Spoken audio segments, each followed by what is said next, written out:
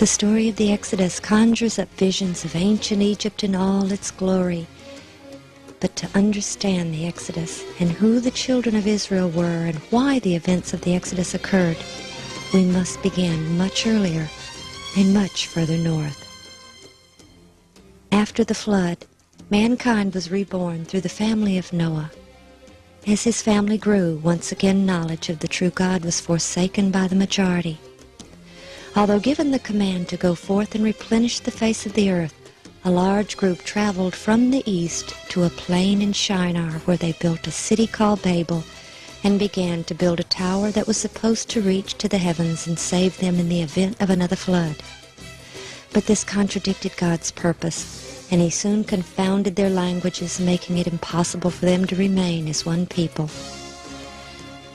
About 425 years after the flood, God called a man named Abram to leave his country, friends, and family and go to a land called Canaan. Because of his faithfulness to the true God while the world around him fast fell to idolatry, the Lord made Abram a promise. I will make of thee a great nation, and I will bless thee, and make thy name great, and thou shalt be a blessing. And I will bless them that bless thee, and curse him that curseth thee. And in thee shall all families of the earth be blessed. Abram lived in Ur of the Chaldees. There were several ancient cities by the name of Ur, but the phrase Ur of the Chaldees makes it clear which city was Abram's home. The Urartuans worshipped a group of gods whom they called the Chaldees. Near Lake Van, several inscriptions have been found, one of which mentions 63 gods followed by 16 goddesses. One inscription states, "This is the spoil of the cities which I obtained for the people of Chaldees in 1 year." Ur today is called Urfa, and was in the plain of Shinar, where the great apostasy of Noah's family had fully bloomed into profound paganism. Abram's family had remained near Babel when the other groups had left the region. When he received the command to leave for Canaan, Abram gathered his family and left Ur of the Chaldees to go into the land of Canaan. And they came unto Haran and dwelt there. Ancient Haran, where they stopped and stayed until Abram's father died, still bears its ancient name and is located just 19 miles down the Balak River from ancient Ur. Further evidence of Abram, later called Abraham, in this region is the presence of the names of other members of his family, all still preserved within a radius of about 25 miles. His great-grandfather, Serug's, name is preserved in the town of Suruk, about 22 miles west of Haran. And between Haran and Urfa is Tel Terahi, which means the ruin of Terah, who was Abraham's father. And of course Haran was the name of Abram's brother, who was the father of Lot. Slowly at first, in Canaan Abraham's family grew. His son Isaac bore 2 sons, Jacob and Esau. It was Jacob who would inherit the position of patriarch at Isaac's death, and it was his sons and grandsons who would one day formally become the nation called Israel. Among the 12 sons of Jacob, one was especially favored by him, Joseph. And unwisely Jacob showed his favor by bestowing upon the boy a special coat of many colors, which caused great jealousy among the other sons. Their jealousy was made even greater by the dreams that Joseph had and shared with his family, dreams which indicated that he would one day occupy a position of great authority and that the others would bow down unto him. One day when his older brothers were tending the flocks in Shechem, Jacob sent Joseph to see if all was well with them. When Joseph approached them from afar, the brothers' jealousy caused them to plot Joseph's death. Only his brother Reuben saved the 17-year-old's life by insisting that they not kill him, but instead cast him into a pit. Stripping him of his special coat, they did so, and when a company of Ishmaelites taking spices and balm to Egypt approached, they decided to sell their brother as a common slave to these men for 20 pieces of silver. But in spite of the horrendous betrayal and ordeal this young man suffered, Joseph remained faithful to the God of his fathers and became a shining light in a land of darkness. He accepted his life in this foreign land among a heathen nation and became a trusted servant to a high-ranking official of the Pharaoh. Then Joseph was falsely accused of a terrible crime and was imprisoned. When all hope must have appeared lost, he was summoned to interpret the Pharaoh's dreams. The interpretation of those dreams by Joseph had warned of an impending 7-year famine, which was to follow a 7-year period of plenty. Deeply impressed by the young man, Pharaoh asked Joseph's advice on what to do to avert a great nationwide calamity, and because of the wisdom displayed in his reply, the Pharaoh appointed him to collect the grain and prepare for the famine. So grateful was the Pharaoh to Joseph and his God that he appointed Joseph to a position second only to the Pharaoh. "Thou shalt be over my house, and according unto thy word shall all my people be ruled. Only in the throne will I be greater than thou." And it was through the obedience of Joseph that a special haven for the descendants of Abraham was provided. During the famine, Joseph's brothers came to Egypt to get grain. There, Joseph recognized his brothers, whom he had long ago forgiven. After he had tested them, he revealed his identity to the shocked and fearful sons of Jacob. When they realized Joseph intended no harm to them in spite of their grievous deed, they obeyed Joseph's command that they bring their father and entire family to Egypt. During the famine, Joseph had bought all the land of Egypt for the Pharaoh except for land grants made to the various priests, and allowed the people to live on the land and return 1/5 of their increase to the king. When Jacob's family arrived, the Pharaoh honored Joseph by bestowing upon them the right to live in the best of the land of Egypt, the land of Goshen, which was the beautiful and fertile Nile Delta. It is also called the land of Ramses, or Ra, the Creator, the sun god. And it was here that God's chosen people would grow and thrive, from the 70 souls who came with Jacob until they became a great multitude. Though many have claimed there is no evidence of the story of Joseph in ancient Egypt, on an island just below the first cataract of the Nile, an ancient inscription written around the 4th century B.C. was found which claimed to be a copy of a document written by Pharaoh Djoser more than 1,000 years earlier. It is the story of a land grant made by the Pharaoh to the priests of the god Num.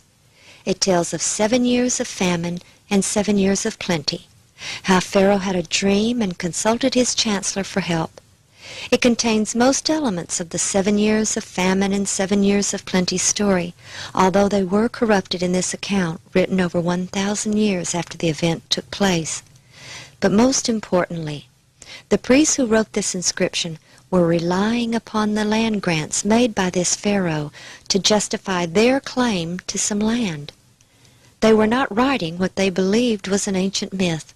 They obviously believed the land grants made by Pharaoh Djoser to still be valid and of enough authority to still be in effect well over 1,000 years later. And Joseph bought all the land of Egypt for Pharaoh. Only the land of the priests bought he not, for the priests had a portion assigned them of Pharaoh. Ancient Egyptian records list Djoser as the 16th Pharaoh of Egypt, and historians have classified him with the so-called Third Dynasty. His chancellor, named Imhotep, was first known through the writings of the Egyptian historian Manetho, who in the 3rd century B.C. wrote, "During Djoser's reign there lived a man named Imhotep who had the reputation of the Greek god of medicine and who invented the art of building with hewn stone." The legends attributed to Imhotep were so incredible that he was considered to be mythical until this century, when excavations at Djoser's pyramid complex revealed the base of a statue with the name Djoser on it and the name Imhotep, with his long list of titles, one of which was Chief under the King, a title which first appears with Imhotep and also was first bestowed upon Joseph. Imhotep was also the architect of Pharaoh Djoser's pyramid and surrounding complex, a veritable city within a city of incredible beauty and extremely advanced in design. Built on the plateau of Saqqara, adjacent to ancient Memphis, the pyramid within the complex is the first ever built in Egypt. Ron Wyatt spent a great deal of time here searching for evidence which might shed light on the biblical account. Such an event is the famine described in the story of Joseph, and the distribution of grain to the other countries would have required a major facility and system of organization. When the famine came and Joseph's brothers came from Canaan to get grain from Egypt, we are told that they went to Joseph, which indicates that he personally oversaw the distribution, at least to those coming from foreign countries, and this would mean that there was certainly a central location or granary to which the foreigners came. The complex at Saqqara contains 11 massive pits, which even the Egyptians are at a loss to explain. They are not tombs, for all tombs were underground and carefully sealed, while these were accessible from the surface, and they are extremely large. But most fascinating is the fact that they are all connected by chutes. Ron believes these were the grain storage pits of the 7-year famine. As grain was removed from one pit, grain from the other pits flowed through the chutes, making the grain always accessible from one location. These are within the wall of the step pyramid complex, which has only one entrance, and it opens to a long covered passageway with small cubicles on each side, each just the right size for a person to sit with perhaps a small table. The narrow, singular entrance would have allowed only a few people to enter at a time. There was no doubt in Ron's mind that this was the main center of grain distribution on a massive scale.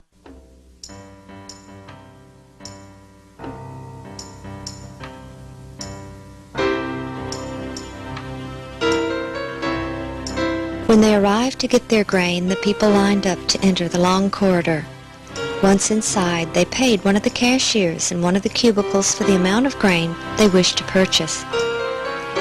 After payment was made, perhaps they were given a sack for grain which reflected the amount of their payment.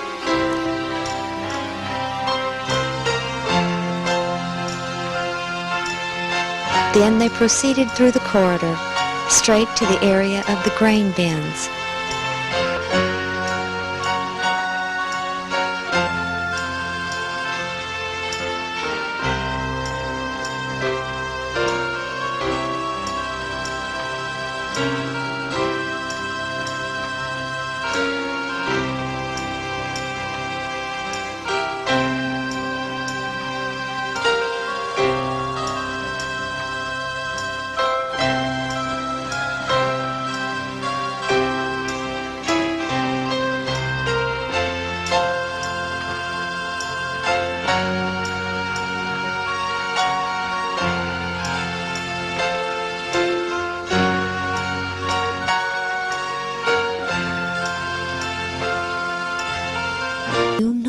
Joseph. Israel had remained a separate race from the Egyptians and had grown and prospered to such an extent that they were viewed as a potential enemy nation right in the midst of Egypt. But the Pharaoh didn't want to banish the Israelites because they were skilled craftsmen, adding great wealth to the nation. By oppressing them with the bondage of hard labor, he sought to subdue them and crush their spirit.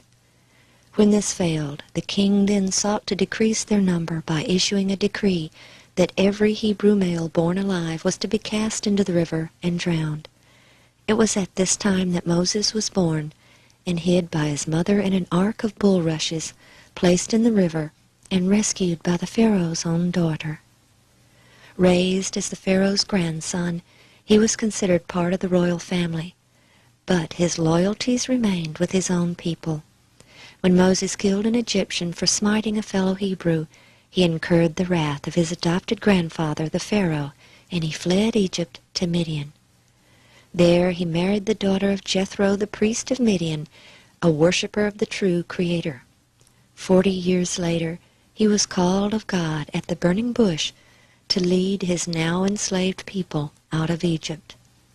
The rest of the story is well known, but the apparent lack of any evidence has led scholars to either doubt the truth of the entire story, to try to downplay the events and explain them in terms of natural science, or explain them as normal events which were blown out of proportion.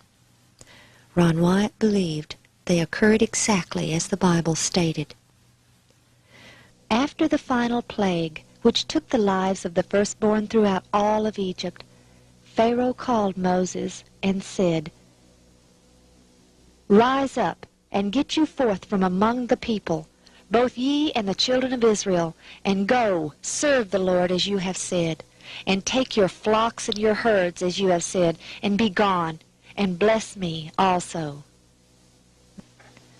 With sandaled feet and staff in hand, the people of Israel had stood hushed, awed, yet expectant, awaiting the royal mandate that they should bid them go forth. Before the morning broke, they were on their way. The Israelites had been scattered throughout the empire of Egypt by this time. As slaves, they were bound to go wherever they were told to work for the Pharaoh. But during the plagues, they had all slowly returned to Goshen or Ramses. Exodus 12:37. And the children of Israel journeyed from Ramses to Succoth. They journeyed from the land of Ramses or Goshen and encamped or gathered at Succoth. When the people were given the feast of unleavened bread, God told them, "For in this selfsame day have I brought your armies out of the land of Egypt. Therefore shall ye observe this day in your generations by an ordinance forever." This scripture clearly told Ron that they left Egypt that very day, and that Succoth was outside of Egypt proper. Many Egyptologists and scholars agree that the ancient Egyptian frontier fortress, called Tharu or Thaku, was ancient Succoth of the Exodus account, as it corresponds linguistically with the Hebrew word. Thaku was the last Egyptian city on the northeastern border, and was where the ancient pharaohs organized their armies as they prepared to go to war to the north and east. It was the only place large enough for several million people with their flocks and herds to be gathered together. And the journey of such a massive group would have been impossible without order, and Ron believed that it was at Succoth or Thaku that they were organized for travel. Here their journey began, but where were they going? Moses had asked to take the people 3 days' journey out of the land of Egypt to worship the true God. But by the command of God, Moses knew they would not return. He had been in Midian when he had seen the burning bush and had been called by the Lord to deliver his people out of bondage. And though he had been told he would lead them to the promised land, they were first to come to Mount Sinai, for God had told him, Exodus 3:12, "This shall be a token unto thee that I have sent thee. When thou hast brought forth the people out of Egypt, ye shall serve God upon this mountain." Many scholars agreed that Midian was in the northwest sector of present-day Saudi Arabia, but they somehow missed the fact that Mount Sinai was also in Midian. So, from Succoth, they set out from Midian and Mount Sinai. But the direct route, which would take them directly east, since they had to go around the eastern finger of the Red Sea, was too dangerous. Exodus 13:17, "And it came to pass, when Pharaoh had let the people go, that God led them not through the way of the land of the Philistines, although that was near. For God said, Lest peradventure the people repent when they see war, and they return to Egypt." The Philistines lived along the coasts. Ancient records show peaceful relations between the Philistines and Egypt at this time, but had they encountered the Israelites, they would have regarded them as escaping slaves and captured them to return them to Egypt. Therefore, God led the people about through the way of the wilderness of the Red Sea. Throughout known history, the desolate peninsula located between the two fingers of the Red Sea has remained uninhabited except for small, isolated groups of Bedouin. The ancient Egyptians operated mines there, but the conditions for life were so terrible that one official left a stele behind telling of his experiences there. Quote, The highlands are hot in the summer, and the mountains brand the skin. And this desolate and forbidding region, nestled between the two fingers of the northern end of the Red Sea, was quite reasonably called in the biblical account the wilderness of the Red Sea.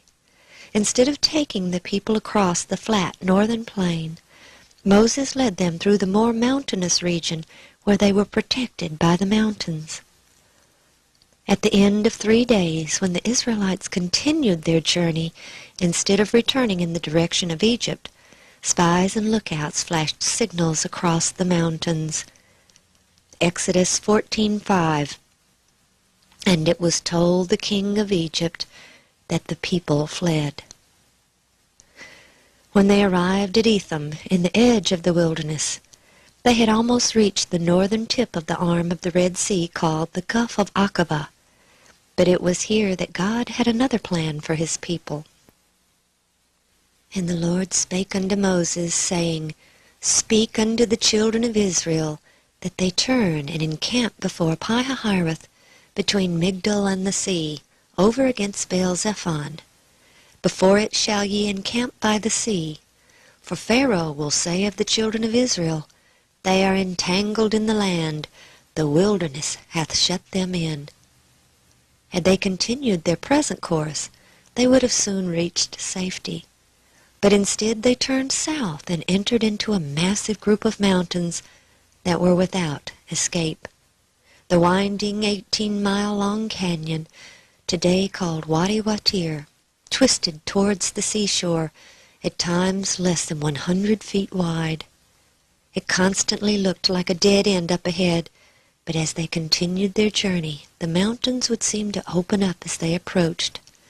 Pharaoh knew the area and felt confident when he stated, They are entangled in the land, the wilderness hath shut them in. Once they entered the Wadi Watir, there was no way out until they reached the sea.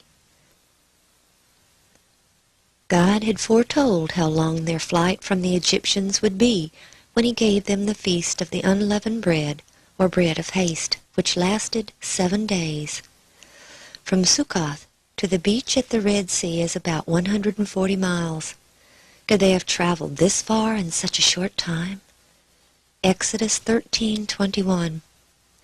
And the Lord went before them by day in a pillar of a cloud, to lead them the way, and by night in a pillar of fire to give them light, to go by day and night.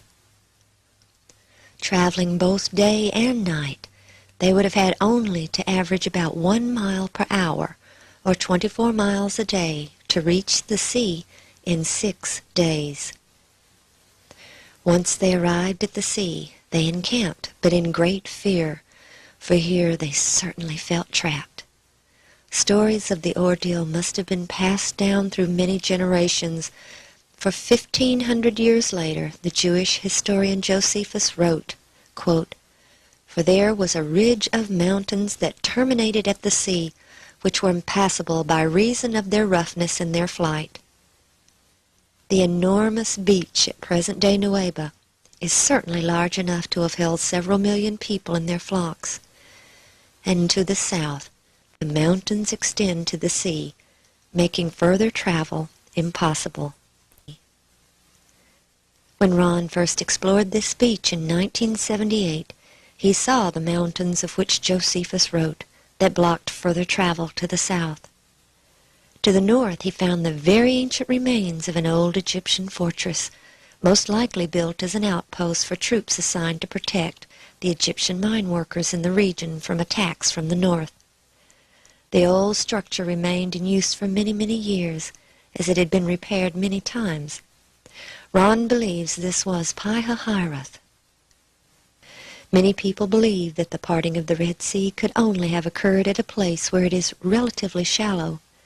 Perhaps that is why most people believe it took place at the Gulf of Suez, which is quite shallow compared to the Gulf of Aqaba, which in some places is 5,000 feet deep. It is also about 8 miles across from the beach at Nuweiba. The few bathymetric maps Ron was able to find showed that the depths from the Nuweiba beach to the opposite shore reached a maximum of about 900 feet, gently sloping, while on each side there were sheer drops to about 5,000 feet. There certainly appeared to be an underwater path which could have been traveled with the water removed. When Ron and the boys first came to Nueva, they went to the south end of the beach. There Ron found a Phoenician-style column lying in the sand near the water's edge. Examining it, he saw that there were no inscriptions still legible. Water erosion had damaged it beyond any repair. At that time, the Sinai was being occupied by the Israelis, and they were in the process of using dynamite to level part of the mountains that reached the Gulf in order to drive their tanks along the coast. Ron pointed out the fallen column to an army officer, and the next time he returned, he found they had moved it back from the beach and set it in concrete. He would later learn the significance of that lone column. He and the boys then donned their scuba gear and began to investigate what may lie beneath the waters of the crystal-clear Gulf. The biblical account told of Pharaoh's army being drowned when the parted waters rushed together, and Exodus 14:24 further tells that the Lord, quote, took off their chariot wheels, that they drave them heavily. On the first dive, Ron found chariot wheels preserved by the coral which had attached to it. He found an axle with portions of each wheel still present, one lying flat and the other extending several feet above the ground. These chariot wheels were very difficult to see and recognize because they are covered in coral, and the portions that were not covered have disintegrated. Most wheels he found had 6 spokes. However, he found several 8-spoked wheels. He removed this one and took it to Nassif Hassan, who was then head of antiquities in Cairo. With no hesitation, he told Ron it was from the 18th dynasty. Thinking his answer a bit quick and perhaps too casual, Ron inquired how he could make such an identification upon first sight. Mr. Hassan explained that the ancient Egyptians only used the 8-spoked wheel at one time in all their history, during the 18th dynasty. In February of 1988, he found this gold 4-spoke chariot wheel in the same general area. There is no coral on the main part of the wheel, because coral doesn't attach to gold, only around the hub area where some wood was exposed when it came off the chariot. While the style of this wheel is similar to that found on the walls of ancient Egyptian tombs depicting chariot making, it also bears a resemblance to ancient Assyrian chariot wheels, which also provides a very important evidence. The abundant evidence shows that there was only one period in ancient Egyptian history when 4, 6, and 8-spoked chariot wheels were used. In his article, Observations on the Evolving Chariot Wheel in the 18th Dynasty, James K. Hoffmeyer in 1976 explains that it was only at the beginning of the 18th Dynasty that the chariot comes into use in the Egyptian army.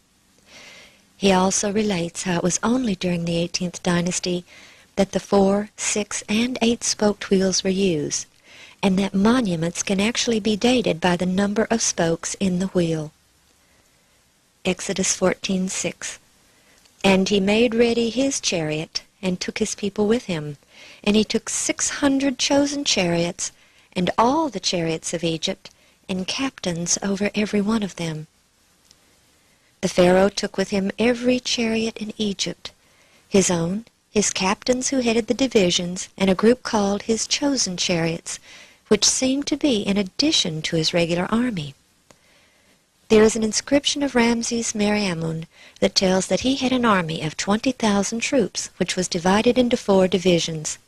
This implies that each division consisted of 5,000 troops. But many times the Pharaoh took more than just soldiers into battle. The priesthood and the military were closely associated. The Egyptian government was a combination church and state, so to speak. There were many, many gods in ancient Egypt, but the ultimate god was the one represented as the sun and known throughout the various times as Amun, Aten, and Ra or Re, among other names. It was this ultimate god that the Pharaoh was considered the earthly embodiment of. The divisions of the army were named after the gods. For example, the first army, that of Ammon, the army of Ra, the army of Ta, and the army of Sutek. When the army set out to war, elaborate ceremonies were performed at the temples, asking the various gods to give them victory over their foes. Then booty that was gained as a result of victories was dedicated to the priesthood and temples of the deities. All military victories were directly attributed to the favor of the gods. Many times, if an upcoming battle was considered to be particularly important or difficult, the priests of the various gods would accompany the army to the battlefield in hopes that the god or gods would show special favor in their endeavors. When the Pharaoh set out after the children of Israel, he had seen the power of the true God, the great I Am, during the terrible plagues. If the Egyptian army ever needed supernatural intervention by the hands of their so-called gods, it was at this time. Since the gold veneered chariot wheel Ron found was on the Egyptian side of the gulf, this indicates that it was at the rear of the army. A priest who is not trained in battle would most certainly be in this position at the rear. Okay, we're out here at the beach that the Israelites came out on when they came out of the canyon system that they had been following by the leading of the cloud, and of course following Moses, who was following the cloud. And they came out on this beach and proceeded to the south, which is this direction. There was an old Egyptian fortress up to the left, Piharoth, and so they turned southward, and of course the cloud turned southward, and that was what they were following. Soon after entering this area, the Israelites set up camp beside the sea, whose waters presented a seemingly impassable barrier before them, while on the south a rugged mountain obstructed further progress. With all areas of escape blocked, the Israelites felt they were doomed. Suddenly they beheld in the distance the flashing armor and moving chariots, betokening the advance guard of a great army. As the force drew nearer, the hosts of Egypt were seen in full pursuit. Terror filled the hearts of Israel. Some cried unto the Lord, but far the greater part hastened to Moses with their complaints. Because there were no graves in Egypt, hast thou taken us away to die in the wilderness? Wherefore hast thou dealt thus with us to carry us forth out of Egypt? Is not this the word that we did tell thee in Egypt, saying, Let us alone, that we may serve the Egyptians? For it had been better for us to serve the Egyptians than that we should die in the wilderness. It was not an easy thing to hold the host of Israel in waiting before the Lord. Lacking discipline and self-control, they became violent and unreasonable. They expected speedily to fall into the hands of their oppressors, and their wailings and lamentations were loud and deep. The wonderful pillar of cloud had been followed as the signal of God to go forward. But now they questioned among themselves if it might not foreshadow some great calamity, for had it not led them on the wrong side of the mountain into an impassable way? Thus the angel of God appeared to their deluded minds as the harbinger of disaster. But now, as the Egyptian host approached them, expecting to make them an easy prey, the cloudy column rose majestically into the heavens, passed over the Israelites, and descended between them and the armies of Egypt. A wall of darkness interposed between the pursued and their pursuers. The Egyptians could no longer discern the camp of the Hebrews, and they were forced to halt. But as the darkness of night deepened, the wall of cloud became a great light to the Hebrews, flooding the entire encampment with the radiance of day. Then hope returned to the hearts of Israel, and Moses lifted up his voice unto the Lord. And the Lord said unto Moses, Wherefore criest thou unto me? Speak unto the children of Israel, that they go forward. But lift thou up thy rod, and stretch out thine hand over the sea, and divide it, and the children of Israel shall go on dry land through the midst of the sea.